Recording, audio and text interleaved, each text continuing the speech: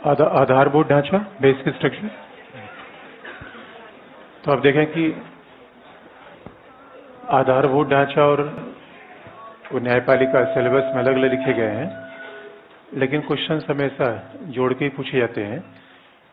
तो बेसिक, बस आपको ये याद दिला दें कि बेसिक स्ट्रक्चर को हम समझना है तो एक बार हमें आर्टिकल 368 संविधान संशोधन की बात देखनी होती है कि what is the provision in article 368। अनुच्छेद 368 में किस प्रकार के प्रावधान है, और अनुच्छेद 368 में जो बात लिखी गई है 368 में कहा गया है, इसका मतलब है, अब जरा इस बात को देखें कि कहा जाता है भारतीय संविधान जनता के द्वारा बनाया गया है, ये लोगों के द्वारा बनाया गया संविधान है। We the people made the constitution. तो कई बार ये हमें यकीन नहीं आता कि हम भारत के लोगों ने संविधान कैसे बनाया। हम तो अभी हैं और संविधान 70 साल पहले बन गया।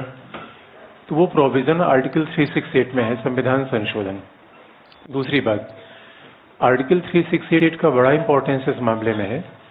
जैसे आप देखेंगे कि अगर ऑब्जेक्टिव एग्जाम के लिए अगर आपसे मैं एक सवाल पूछूं कि मैं बार बार कहता हूं ऑब्जेक्टिव एग्जाम में भी आपके एप्लीकेशन बेस्ड सवाल आएंगे। मान लीजिए कि मैं आपसे एक ऑब्जेक्टिव सवाल फंडामेंटल राइट्स में पूछूं और उसका संबंध आर्टिकल 368 से है, इसलिए मैं बात कर रहा हूं। मान लीजिए मैं एक सवाल पूछता हूं कि मूल अधिकारों में कौन सा अधिकार ऐसा है जो अनुच्छेद 19 में भी लागू होगा, 20 में भी लागू होगा, 21 में भी लागू होगा, 22 में भी लागू होगा।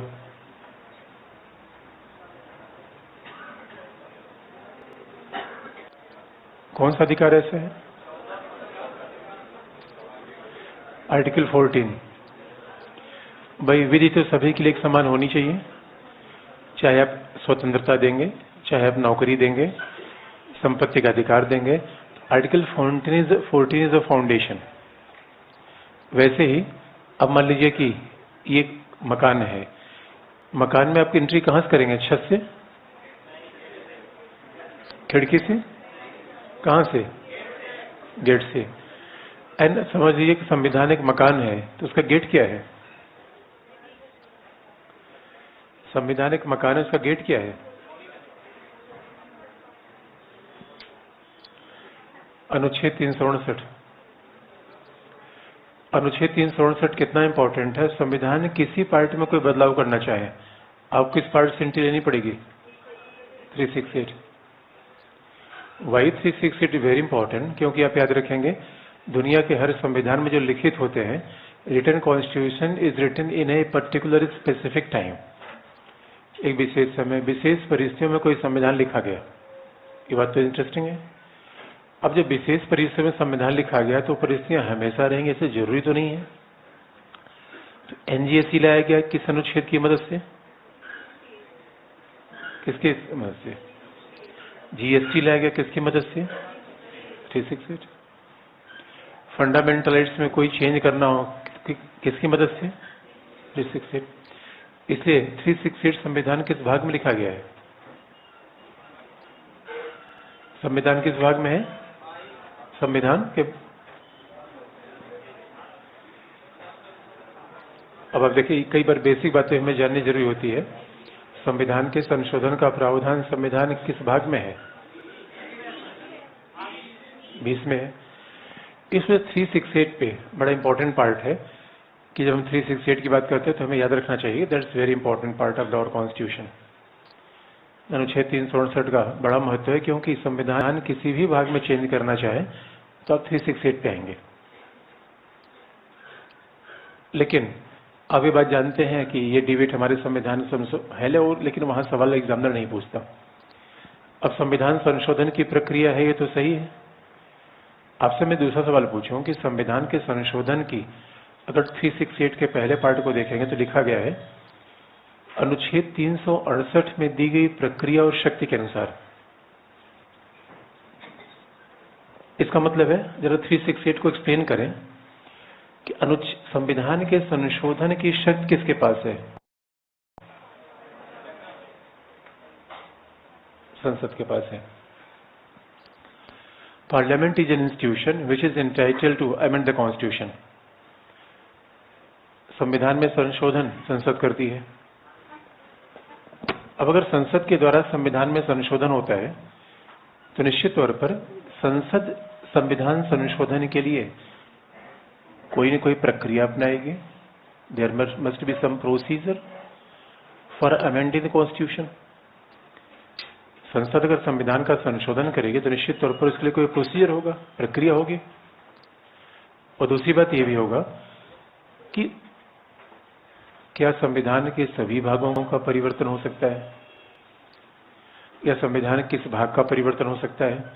यानी जब हम कहते हैं कि इसका मतलब संविधान संशोधन के मूलतः प्रोसीजर क्या है और संविधान संशोधन किन किन भागों का हो सकता है, किन किन भागों का नहीं हो सकता है, that is written in the article 368।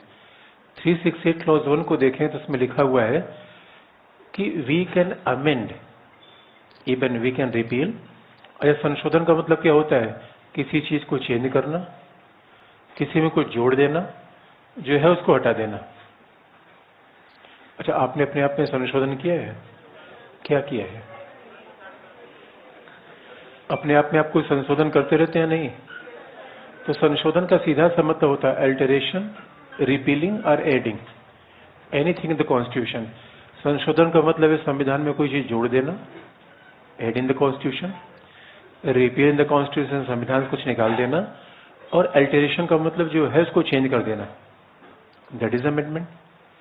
तो any constitution can be amended यानी by the parliament and any part of the constitution can be amended. इस बात को और आप देख लें तो आर्टिकल 368 के क्लॉज 4 और 5 में जाइए तो उसमें लिखा गया है even parliament is supreme body to amend the constitution. Article 368 के 1 में लिखा गया है कि अनुच्छेद 368 में दी गई प्रक्रिया के अनुसार संविधान के किसी भी भाग का संशोधन हो सकता है, any part of the constitution. Any part of the constitution का मतलब है that is from part 1 to part 22। अब any part of the constitution का संविधान संशोधन होगा तो स्वाभाविक रूप में उसमें यह भी तय है कि शेड्यूल भी आएंगे, क्योंकि संविधान के बहुत सारे आर्टिकल से ही तो अनुसूचियों का निर्माण हुआ है। If we are capable to amend the articles, automatically we are very much capable to amend the schedule too. तो सवाल है कि पार्लियामेंट को, और आर्टिकल 368 क्लॉज 4 और 5 को आप देखेंगे, it is written that there is no limitation over the amending power of parliament. संविधान के संशोधन की शक्ति पे कोई प्रतिबंध नहीं है। इसका मतलब है पार्लियामेंट संविधान का कोई भी संशोधन कर सकती है, कोई भी संशोधन कर सकती है, तो हमें कोई ये बात नहीं है। और आर्टिकल 368 क्लॉज 5 में ये बात तक लिखी गई है कि संविधान के संशोधन का न्यायिक पुनरावलोकन नहीं होगा। That is written in the constitution. होता है नहीं होता एक अलग बात है। आर्टिकल 368 में पहले केवल कोई क्लॉज था ही नहीं, बाद में सारे क्लॉज जोड़ दिए गए, उसके पीछे बड़ी घटनाएं हो गई। तो पहला है कि प्रोसीजर है और दूसरा है कंटेंट, यानी किन किन चीजों का हम संशोधन कर सकते हैं, पार्ट 1 का, पार्ट 2 का, पार्ट 3 का। तो हमने क्या बताया, any part of the constitution can be amended. संविधान के किसी भी भाग का संशोधन किया जा सकता है, ये 368 में लिखा गया है। Any part of the constitution can be amended. और दूसरा, अब प्रोसीजर का मतलब है, what is the procedure for amending the constitution. संविधान के संशोधन के जो हम प्रक्रिया अपना रहे हैं, प्रक्रिया का मतलब क्या है। जैसे कि संविधान संशोधन विधेयक किस सदन में लाया जाना चाहिए, किसी भी सदन में। प्रक्रिया है, क्या संविधान संशोधन विधेयक को सदन में लाने के लिए राष्ट्रपति की पूर्व अनुमति की आवश्यकता है? नहीं है, प्रोसीजर है। क्या इस पे ज्वाइंट सेशन हो सकता है? नहीं, there is no provision for joint session over 368। ये प्रक्रिया है, ज्वाइंट सेटिंग नहीं हो सकती, ये प्रक्रिया है। और आपको ये भी याद दिलाते हैं, प्रक्रिया का ही पार्ट है कि we need a special majority, कि हमें एक विशेष बहुमत चाहिए। और विशेष बहुमत का मतलब है सदन की कुल सदस्य संख्या का बहुमत और मत देने वालों का, उपस्थित मत देने वालों का 2/3। सिंपल मेजोरिटी से संविधान संशोधन नहीं होता। अब इस बात को जरा हम देखें इसका मतलब है, और फिर एक बात कंपेयर करें, आपको अगर कंपेयर करें तो पार्लियामेंट है वो सुप्रीम लॉ मेकिंग बॉडी, संसद हमारे यहाँ सर्वोच्च विधि निर्माण की संस्था है। ये बात सच है गलत है? Parliament is our highest law making body, संसद ही हमारे यहाँ विधि के निर्माण की सर्वोच्च संस्था है पहला, और संसद ही हमारे यहाँ संविधान संशोधन करती है। यानी there is no provision like referendum for amending the constitution. संविधान में बदलाव के लिए हमारे यहाँ जनमत जैसे किसी प्रावधान की आवश्यकता नहीं है, रेफरेंडम नहीं हो सकता हमारे यहाँ। अभी बड़ा इंटरेस्टिंग पार्ट देखेंगे, parliament is playing a two role, parliament is also making a law and parliament is also amending the constitution. संसद विधि का भी निर्माण करेगी, संविधान का भी संशोधन करेगी। यानी हमारे यहाँ दो प्रकार की विधियां हैं, एक संवैधानिक विधि है, दूसरा संसदीय विधि है, और दोनों विधियों का निर्माण पार्लियामेंट करती है। इसलिए इस बात को इस तरीके से कहा जाए, parliament play, even parliament can enact ordinary law to constitutional law too. और आप जानते हैं संवैधानिक विधि सामान्य विधि में अंतर होता है। इसका मतलब फिर एक बहुत टेक्निकल बात आपको बता रहे हैं, बात आप ध्यान रखिएगा। Parliament can play a two role, there is a two power of the parliament. First is the constituent power of the parliament, एक है संसद की संविधायी शक्ति और दूसरी है संसद की विधायी शक्ति। इन दोनों शब्दों में हमेशा आप अंतर रखेंगे, जब भी किताब को पढ़ेंगे तो बहुत ध्यान से पढ़ेंगे। और मैं बार बार आपको कहता हूं, मैंने पहले आपको याद दिलाया था कि आईएएस में पीटी में इतने खराब रिजल्ट होने का मूल कारण है पढ़ने का बहुत खराब अप्रोच होना, और लोग फैक्ट ही रटते हुए पढ़े हैं।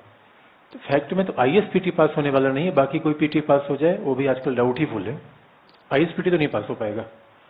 Always drive over the concept. ये बात मैं इससे बार बार कहता हूं कि हैरानी की बात ये, पता नहीं कैसे लोग पेपर ही नहीं देखते, क्वेश्चन नहीं देखते, फैक्ट रटते पड़े हुए हैं। एक बार पेपर तो आप देख लीजिए, एग्जामिनर क्या पूछ रहा है। तो आप देखिए, फिर हम यानी parliament can play a two role. First, एक होता है संसद की संविधायी शक्ति, constituent power of the parliament, constituent power. ये बात मैंने क्यों कहा कि फैक्ट रटते लोग पड़े हुए हैं, क्योंकि कई स्टूडेंट मुझसे मिलते हैं और वही बात कहते हैं कि सर पीटी के लिए तो किताब में लगता है कि मेंस के लिए अच्छी किताब है। अरे हमने गधे पेपर देखा कभी? अब मुझे ये लगता है क्योंकि वो भेड़ के पीछे चलने गए थे, और मुझे लगता है जब इस सेक्शन में ऐसा काम कर रहे हैं तो हर सेक्शन में उसका अप्रोच यही होगा। इसका मतलब है कि अभी आपने पेपर देखा ही नहीं, पेपर क्या पूछे थे, और पीटी में ही इतना निराशाजनक रिजल्ट होना, ये दिखता है पढ़ने का तरीका कितना खराब है। और मैं बार बार कहता हूँ आईएएस का पीटी टेक्स्ट बुक से ही पास होगा, इधर उधर चीज पढ़ने से होगा नहीं। तो आप कॉन्सेप्ट को देखिए। और मेरा बस एक क्या है, पेपर आप देख लीजिए, अगर कोई प्रीवियस ईयर का पेपर आपके बुक से सॉल्व न होता हो तब तो आप कहेंगे पीटी के लिए किताब नहीं ठीक है। अगर सारे प्रश्न आपके सॉल्व हो रहे हैं प्रीवियस ईयर के, then what is other thing to जज एनी यूटिलिटी ऑफ बुक। भाई एक ही आधार तो है किताब, इसका मतलब पेपर आप देखते ही नहीं, बस आप तो वही रटन विद्या है भीड़ के पीछे, फिर प्रॉब्लम आएगी। तो पहला, पार्लियामेंट का पहला पावर क्या है? Constituent power of the parliament. दूसरा है लेजिस्लेटिव, विधायी। दूसरी शक्ति है legislative power of the parliament, संसद की विधायी शक्ति। एक है संविधायी शक्ति, दूसरा है विधायी शक्ति। ये बड़ा इंटरेस्टिंग पार्ट है, ये बड़ा कॉमन शब्द है जो हर जगह हम यूज करेंगे कि पार्लियामेंट की दो प्रकार की शक्तियां हैं, संविधायी और विधायी, legislative and the constituent power.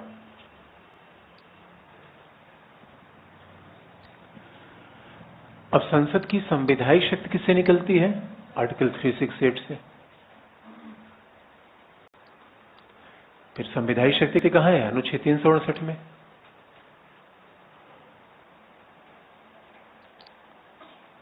The constituent power that lies in article 368।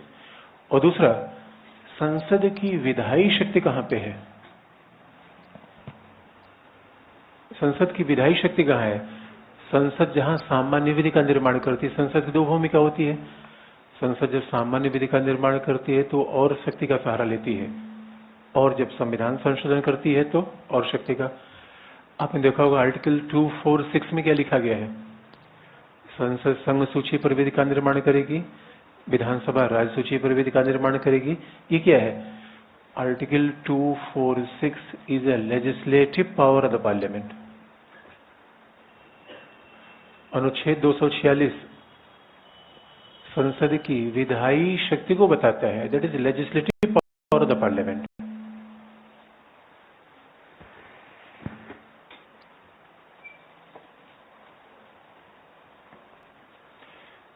अब देखिए, बड़ी बेसिक बात है कि संसद की दो प्रकार की शक्तियां हैं, संविधायी शक्ति, विधायी शक्ति। अब सवाल है कि लेजिस्लेटिव और कॉन्स्टिट्यूएंट पावर में डिफरेंस क्या है, आपको ये भी बता दें, क्योंकि ये की टर्म संविधान के संशोधन बेसिक ढांचे में लगातार डिबेट का विषय रहेगा। और फिर हम अभी न्यायपालिका को जोड़ने का प्रयास करेंगे कि संसद को अगर संविधान के संशोधन की शक्ति है तो न्यायपालिका को क्या रोल दिया गया है, what is role of judiciary. अब देखेंगे कि संविधायी और विधायी शक्ति में अंतर क्या है। पहला, संविधायी शक्ति से संविधान का संशोधन होता है, विधायी शक्ति से सामान्य विधियों का निर्माण होता है। तो संविधायी शक्ति क्या है? That is useful for amendment of the constitution.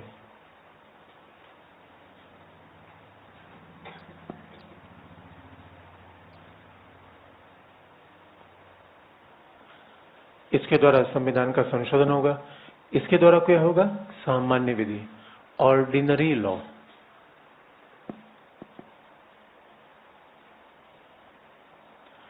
सामान्य विधि का निर्माण किया जाएगा। पहला फर्क हो गया।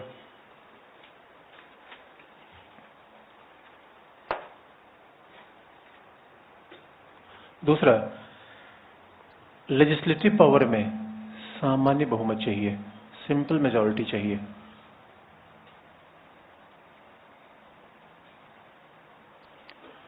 संविधान संशोधन में सिंपल मेजॉरिटी चाहिए, जबकि कॉन्स्टिट्यूएंट पावर में स्पेशल मेजॉरिटी। स्पेशल मेजॉरिटी का मतलब है सदन की कुल सदस्य संख्या का बहुमत और मत देने वालों का 2/3।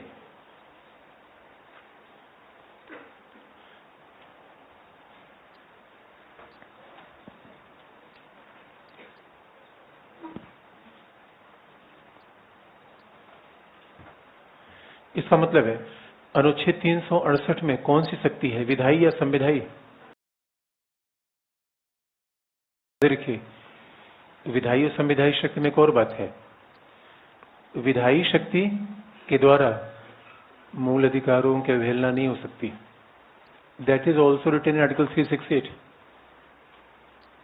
ये आर्टिकल 368 में है और क्लॉज 3 में आप देखेंगे तो उसमें बाकायदा लिखा गया है, यानी संविधान के संशोधन के द्वारा मूल अधिकारों की अवहेलना की जा सकती है, विधायी शक्ति से मूल अधिकार नहीं छीने जा सकते। इसका मतलब है कि fundamental rights can be amended through the legislative power. मूल अधिकार विधायी शक्ति के द्वारा छीने नहीं जा सकते, ये कैन बी अमेंडेड।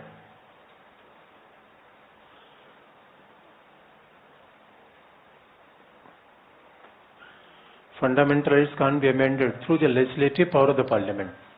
संसद की विधायी शक्ति से मूल अधिकार छीने नहीं जा सकते, जबकि संविधायी शक्ति say that can be amended. Fundamental rights can be amended.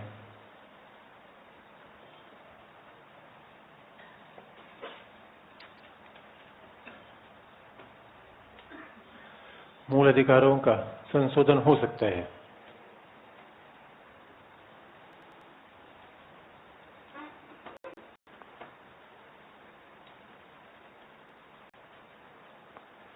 मूल अधिकारों का संशोधन हो सकता है। Fundamental rights can be amended through the constituent power. ये दोनों में अंतर है। ये दोनों में अंतर हो गया है। अगर अब जरा आपसे पूछें एक सवाल कि हमारे यहाँ अनुच्छेद 368 में संविधान के संशोधन कितने प्रकार हैं? कहाँ? कौन कह रहा है 3 प्रकार? मतलब कौन 2 कह रहा है?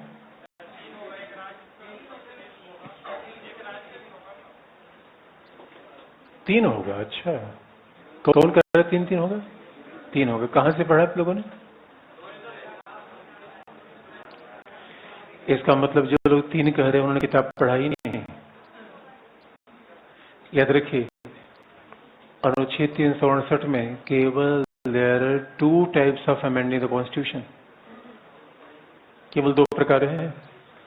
तीसरे प्रकार को संविधान संशोधन कहा ही नहीं जाता। तो जो आपने, इसका मतलब आपने कोई किताब नहीं पढ़ी है, मुफ्त मिल गई और रख लिया। तो आप देखिए, पहली ब्लंडर ये है कि संविधान संशोधन के केवल 2 तरीके हैं, क्योंकि 368 के अलावा हमारे संविधान में संशोधन के और प्रोविजन नहीं है। तो 368 से संशोधन होता है, उसमें 2 प्रकार हैं। 2 प्रकार कैसे? पहला संशोधन वो है जिसमें संसद के विशेष बहुमत की आवश्यकता होती है।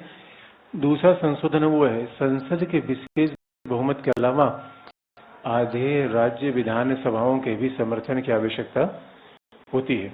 और आधे राज्य विधानसभाओं की आवश्यकता क्यों? क्योंकि हमारा संविधान राज्यों का भी है और संघ का भी है। Because India is a federal state, के भी समर्थन की आवश्यकता होती है। और आधे राज्य विधानसभाओं की आवश्यकता क्यों? क्योंकि हमारा संविधान राज्यों का भी है और संघ का भी है। संविधान राज्यों का भी है और संघ का भी है। Because India is a federal state, और संघीय शासन में राज्यों के संविधान अलग नहीं है। इसलिए जब भी संविधान संशोधन होगा तो राज्यों की शक्ति भी तो प्रभावित होगी। तो ऐसा कोई संविधान संशोधन जो संघीय ढांचे को फर्क करेगा, जो संघीय ढांचे पर प्रभाव डालेगा, उसमें आधे राज्य विधानसभाओं के समर्थन लिए जाने आवश्यक होते हैं। यही संविधान के संशोधन के 2 प्रकार हैं। और तीसरा जिसे आप कहते हैं वो संविधान का संशोधन है ही नहीं है, क्योंकि उसे संसद सामान्य तरीके से बदल सकती है। Parliament can amend the, parliament can change any part of the constitution. तो जहां, इसलिए अनुच्छेद 368 क्यों पढ़ रहे हैं? इसलिए दोस्तों हमारा काम बता, ये आपकी जिम्मेदारी है। अब जरा हम मुद्दे पर आए, अगली बार। अगला, ये तो जरा संसद की शक्ति में थोड़ी सी देख ली। अब जरा देखें न्यायालय की शक्ति क्या है, तब दोनों के बीच में समन्वय करेंगे। अब जरा हम देखें न्यायालय की शक्ति क्या है।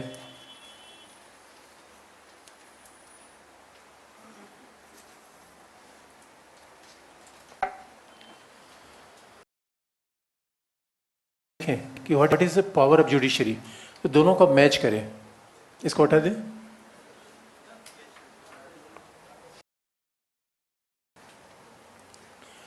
अब जरा दोनों को मिला के देखें, और प्रश्न सामान्यतः दोनों को मिला के पूछा जाता है।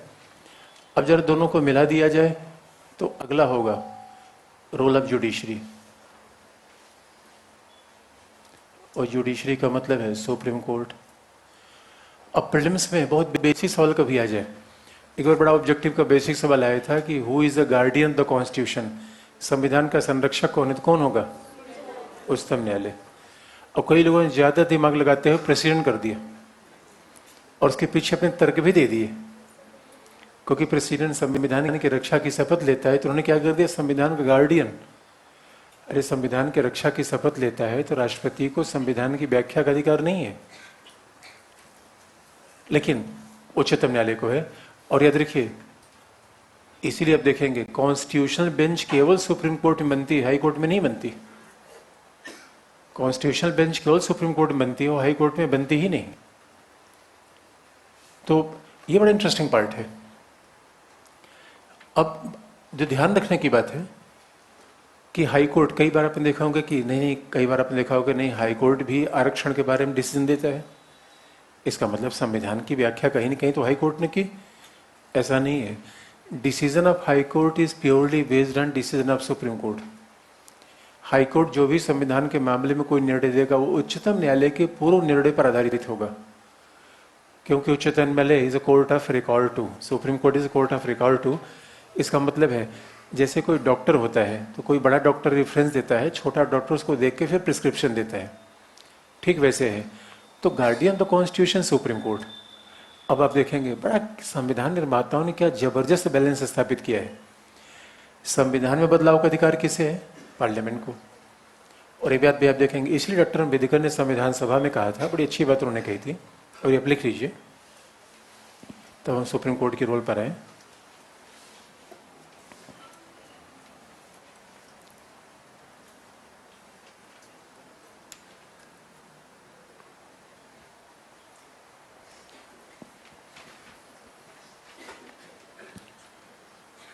Doctor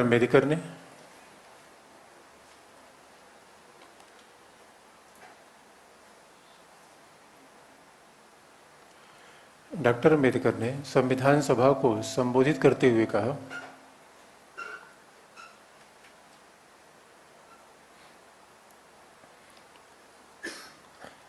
while addressing the Constituent Assembly, Dr. Ambedkar said that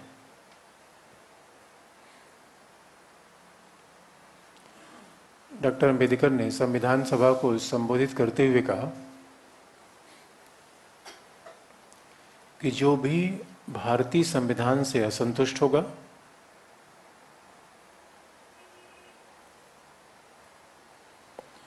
whosoever is dissatisfied the Constitution of India,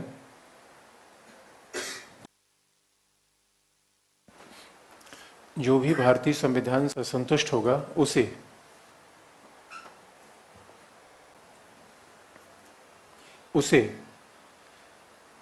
संसद में 2/3 बहुमत की आवश्यकता होगी।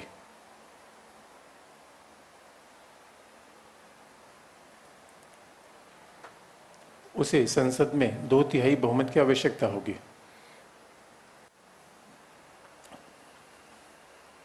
They need a 2/3 majority in the parliament. Whosoever is dissatisfied with our constitution, they need a 2/3 majority in the parliament. तो ये हमारे संविधान की बड़ी स्पष्ट बात है, डॉक्टर अम्बेडकर ने संविधान सभा में कहा। इसका मतलब है कि हम अनुच्छेद 368 को लेते हुए संविधान का कोई भी भाग चेंज नहीं कर सकते हैं, कोई भाग चेंज कर सकते हैं। अब आप देखेंगे supreme court is a guardian of the constitution. अब गार्डियन का सीधा सा मतलब होता है कि supreme court is a guardian, और सुप्रीम कोर्ट कैसी संस्था है? तटस्थ है, निष्पक्ष है, पार्टी पॉलिटिक्स वाली संस्था नहीं है। गार्डियन द कॉन्स्टिट्यूशन का मतलब होता है कि supreme court is a final authority to interpret the constitution. संविधान की व्याख्या का अंतिम अधिकार किसे है? उच्चतम न्यायालय को। क्योंकि आप जानते हैं no constitution can be fully written and no constitution can be fully unwritten. कोई भी संविधान संशोधन न तो पूर्ण रूप में लिखित होता है, न ही पूर्ण रूप में अलिखित होता है। तो अगर संविधान पूर्ण रूप में लिखित नहीं है तो संविधान के शब्दों का अभिप्राय कौन बताएगा? उच्चतम न्यायालय। उच्चतम न्यायालय बताएगा कि हम संविधान के शब्दों के मतलब क्या है। और उच्चतम न्यायालय को यह भी अधिकार दिया गया है, उच्चतम न्यायालय को यह भी अधिकार दिया गया है कि ऐसा कोई विधि बने जो स्वाभाविक तौर पर संविधान की मूल धारणा के खिलाफ हो, कि constitution supreme law of the land too. इसलिए आप याद रखिए, सुप्रीम कोर्ट को जब constitution supreme law of the land और पार्लियामेंट रोजर लॉ बनाती है, जहां पे भी लिखित संविधान है। अमेरिका के जस्टिस थे जस्टिस मार्शल। जस्टिस मार्शल ने कहा कि जस्टिस मार्शल से एक बार पूछा गया कि आप जुडिशियल रिव्यू का मतलब क्या समझते हैं? क्या यूएस कॉन्स्टिट्यूशन में जुडिशियल रिव्यू है?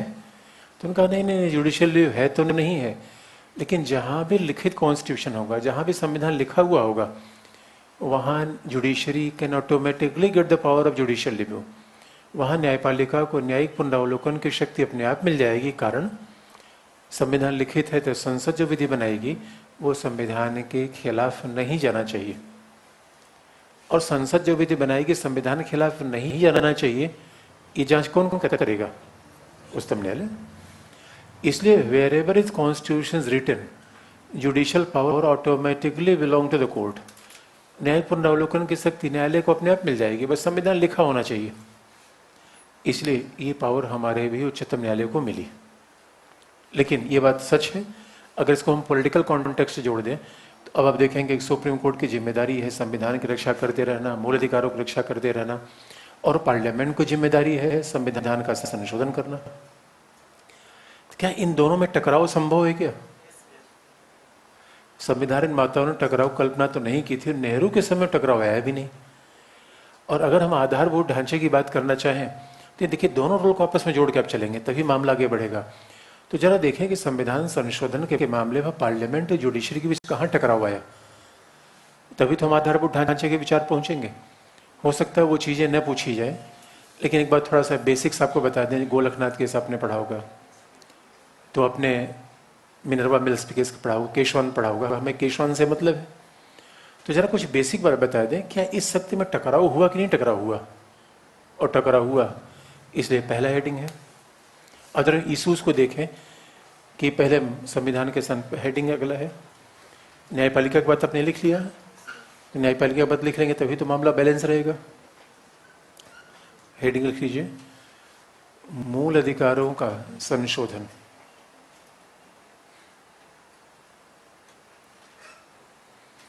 Amendment of the fundamental rights. अब संविधान संशोधन की बात आएगी तो निश्चित तौर पर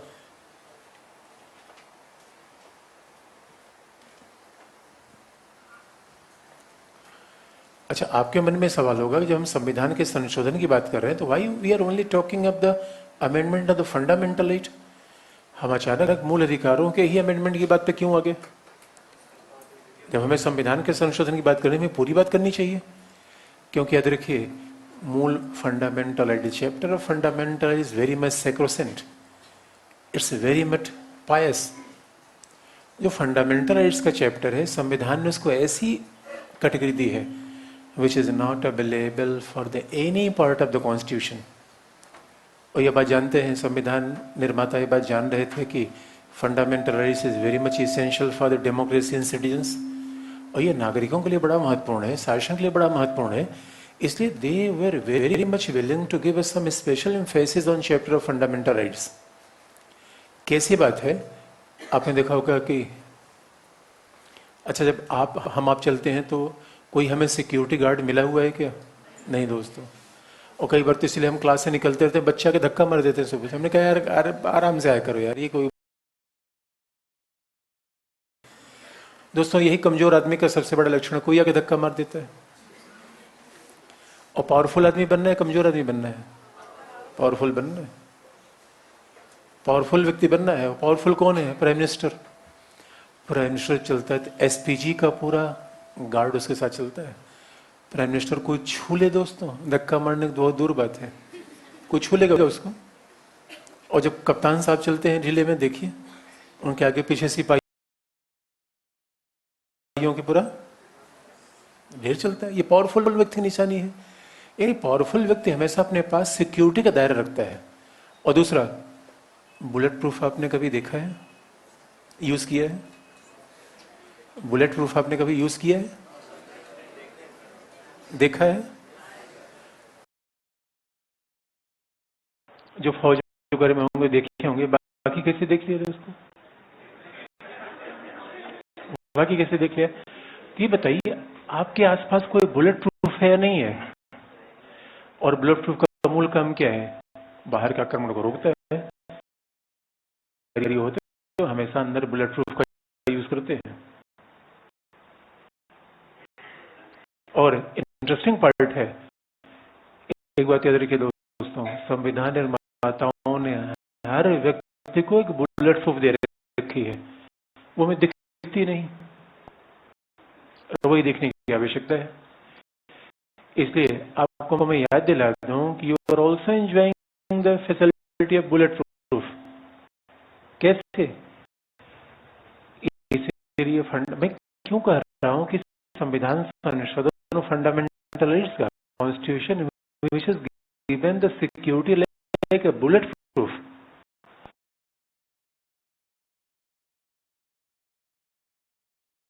आती है आर्टिकल 13 क्लॉज 2। और मैं इसका वैसे मैं आर्टिकल का बहुत कम यूज करता